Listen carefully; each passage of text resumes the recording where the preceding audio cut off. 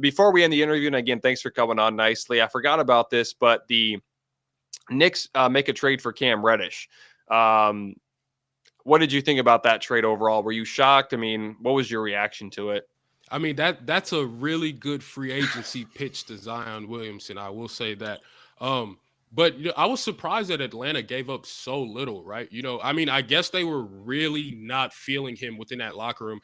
They've been having issues for like the last 2 seasons. I mean, John Collins, he's been clearly on issues with Trae Young last year. And I think Atlanta's one of the few teams in the NBA that I feel like they have the talent, but it might be too much talent. So it made sense I knew they were going to have to give up one of those guys, right? Cam Reddish is, I think, he's got a little bit of Paul George within his game. I'm not saying he's going to be the next Paul, but I think, him going to New York, an organization that's looking for, an exterior scorer, somebody that can be a little bit versatile, do it all, be reliable from that standpoint. I think he can grow into that. He wasn't really able to showcase that too much, given Trae Young is very ball dominant. And, he didn't really have the ball in his hands too much and not necessarily getting the amount of opportunity that you might have liked if you're a Cam Reddish fan. But I think there's a lot of optimism about him being in New York, especially playing alongside RJ Barrett. I think those two are going to be a really fun tandem. I have questions on whether or not, Julius Randle, he's going to be able to want to share the ball with, some of these young guys like that. And we know Thibodeau, I feel like a lot of people aren't taking this into consideration, but, he's heavily reluctant on his veterans, right? So hopefully there's no issues about Cam Reddish not getting minutes early on. And hopefully, he can work within the rotation and be one of the assets that, Tom Thibodeau favors within the near future and everything. But I think there's a lot of optimism in New York. But the Kevin Knox situation, I mean, I just don't know how to feel about Kevin Knox, right? I think he's got a little bit of potential. There's some things that you can be optimistic about within his game. He's got really good intangibles. He's long wingspan, very athletic. But I just don't know. I haven't really seen him too much. So, but I thought it was interesting that Atlanta gave Cam Reddish up for him rather than maybe a player like from OKC or Detroit, maybe. But that's just my opinion. Yeah.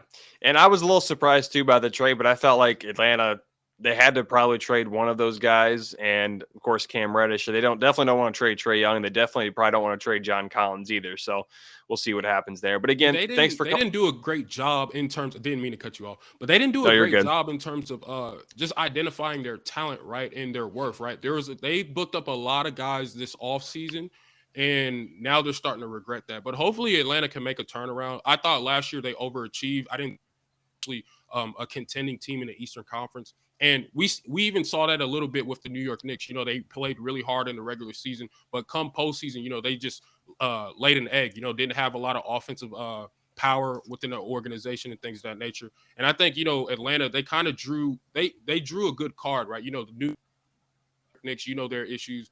Philadelphia was one of those teams that I understood was probably going to sit towards the top of the Eastern Conference, but I felt like their offense was a little bit. I didn't like the scheming around Ben Simmons and Embiid, and obviously the spacing is a little bit awkward.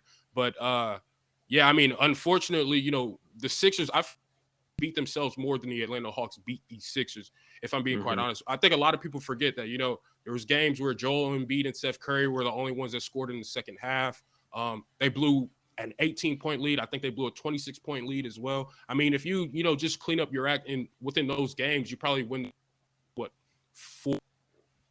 But I mean, that's just my opinion. But I think Atlanta's really good. I think some good quality pieces. Hopefully, they can get the right head coach in there. I don't know if Nate McMillan's guy. You're starting to see some of the same issues that he had within Indiana here in Atlanta. Hopefully, they can make stuff work.